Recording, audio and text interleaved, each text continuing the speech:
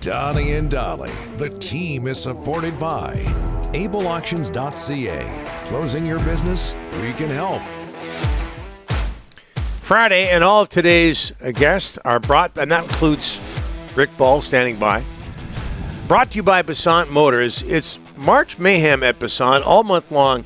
Choose either no GST, 4.99% financing on 2020 and newer vehicles, or a $2,000 trade-in bonus. Get all the info at Basant Motors, BASANTmotors.com. Flames take on the Canucks at Rogers Arena tomorrow, and with that, we bring in from Calgary our friend from the old 1040 days, Phil Simms.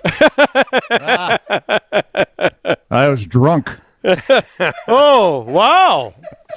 You have to go way back with 1040 to get that reference. We'll see if we can dig that up sometime later on this show or later on. How are you, Rick?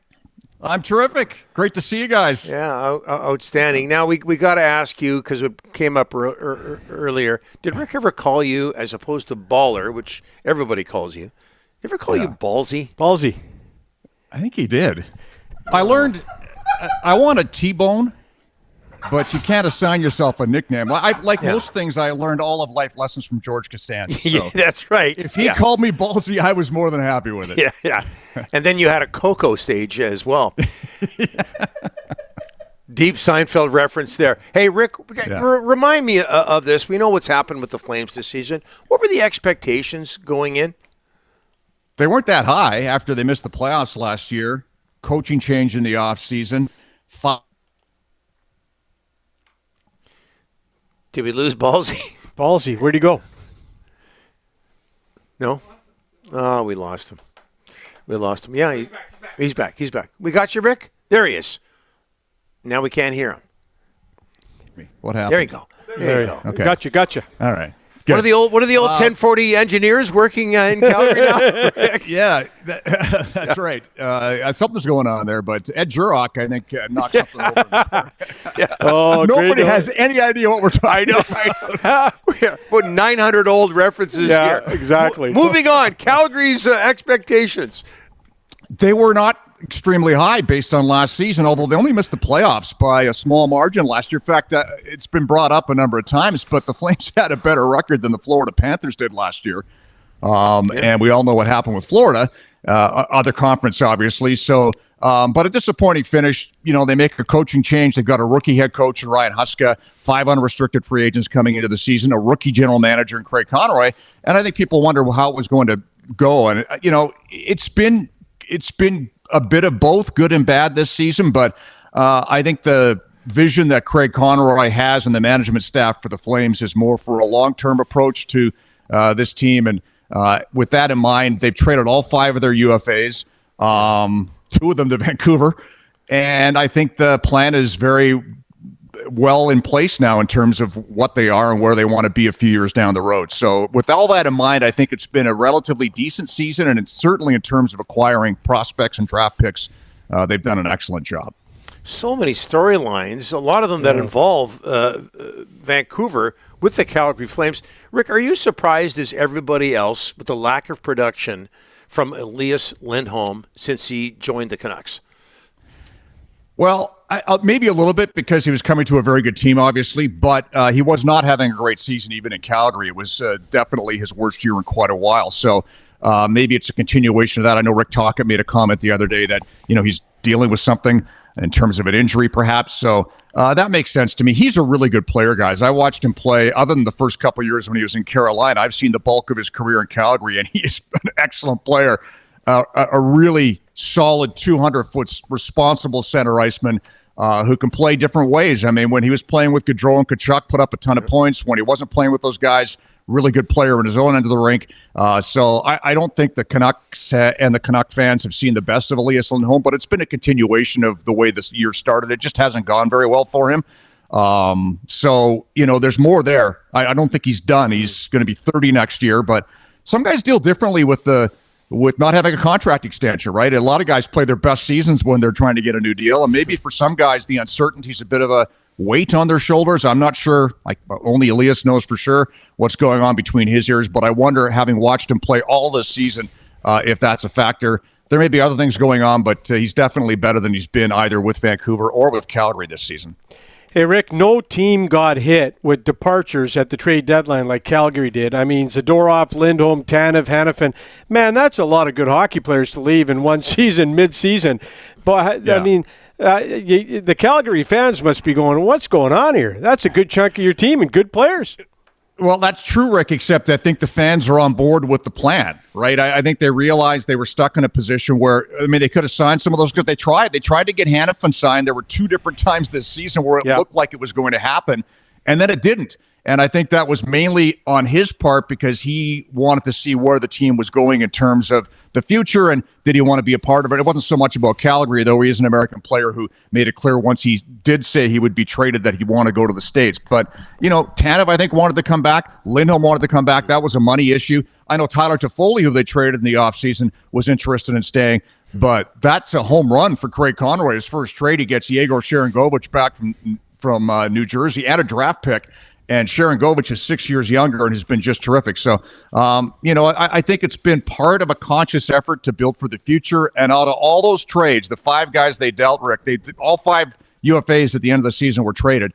They picked up 9 draft picks, 2 first rounders, 4 players, and 3 prospects. So we'll see how that all pans out going forward. But in terms of a plan, Craig Conroy, I think, has a pretty good idea what he wants to do, and this has been a big part of that process. All right, here's another guy, Jacob Markstrom. He said he wasn't happy with how management dealt with all those rumors that he might be going to New Jersey. What's in his future? That's a really good question. You're going to see him, I think, tomorrow night. Yeah. He hasn't played in 2 weeks. He's been nursing something, so it sounds like he's back unless something unforeseen happens today or tomorrow. But, yeah, it's a big question mark. I mean, you know, he controls what they wind up doing because he has a no trade clause, but the Flames control as well because he's got 2 years left on his deal after this season. So, you know, he'll be, if they're willing to make a deal and it's the right deal, I think they would make that trade. They've got Dustin Wolf, who's been up and down for the minors this year. He's been the best goalie by far in the American Hockey League for the last 3 seasons. Last year, he wasn't just the best goalie. He also won the MVP award at the AHL level for the entire league. So, you know, many have said he's the best goalie currently not in the National Hockey League. The question mark about him is his size. He's not very big.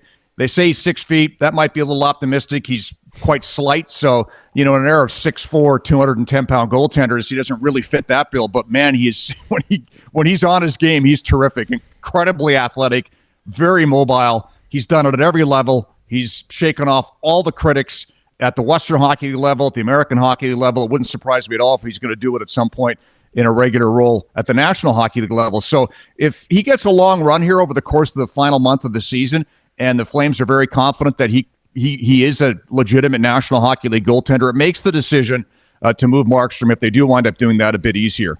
The fly in the ointment a bit for Calgary right now is Dan Vladar is having hip surgery. They've shut him down for the year.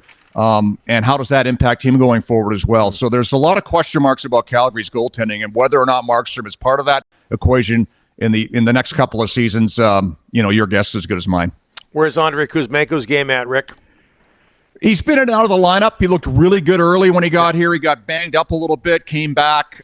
He's been moved up and down the lineup. He's spent some time on the fourth line. I think Canuck fans are familiar with that storyline with him. But when he's on his game, and certainly on the offensive end of the ice, he's extremely talented. So, you know, if they can get him back anywhere close to what he was last year, score 39 goals, he could be what the doctor ordered. That's the one thing about the Flames. They really don't have any game breakers, probably none offensively.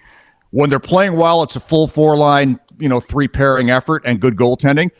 So to get a guy who can put the puck in the net and has the ability to do that on a semi-regular basis, they've got that somewhat in Sharangovich. If Kuzmenko can return to that form, I think they'll be happy. But mixed results so far, and that's probably pretty much followed the theme for the entire season for him even prior to the trade. Would you understand it if the Canucks extended Nikita Zadorov?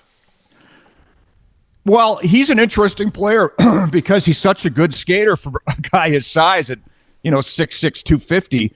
But he can get a little adventurous and caught out of position at times. I liked him when he played in Calgary. I mean, he had, what did he have last year, 14 goals or whatever it was? Yep. There are a lot of things there you have to like. You know, if he can sort of reel in some of the carelessness in terms of playing his own end of the rake, I think he's an effective third-line player. I have no idea what kind of money he wants.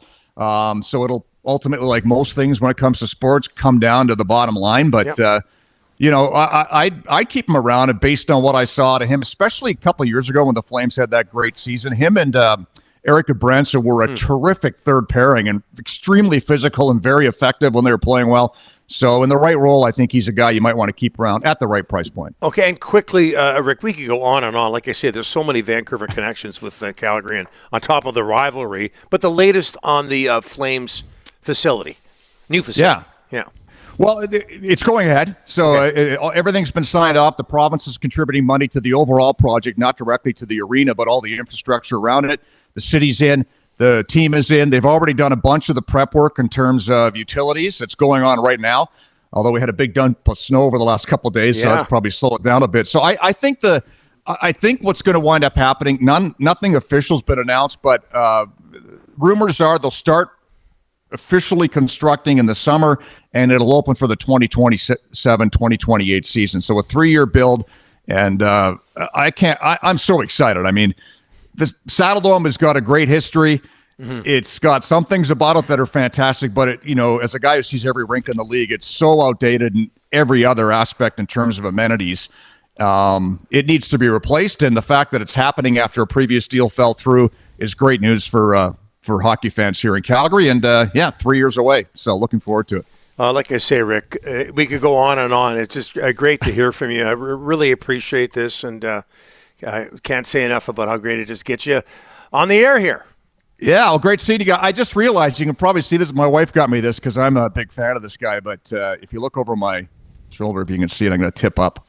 Yeah, I've got a nice pop art of the great Norm Macdonald. Oh, wow, nice. Yes, very nice. Yeah. Yeah, nice. late great Norm, a huge fan here. I just saw you could see his chin, so I thought I might show you the whole thing. Very nice. Very nice. No, it looks like an Andy Warhol, but the late great Canadian comedian Norm Macdonald. I saw him live. Yes. And it was just wonderful. Yeah, maybe the funniest guy ever. I know. Yeah. I'll go down a YouTube hole and just put it on. Maybe 3 hours later, I'm still laughing. So.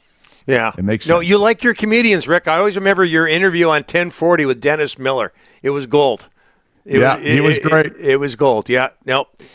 No Super Dave Osborne, but he was great. Yeah. Rick, thanks for this. We'll get you back on soon. Appreciate it. Great, guys. Anytime. Give me a call. Cheers. Thanks.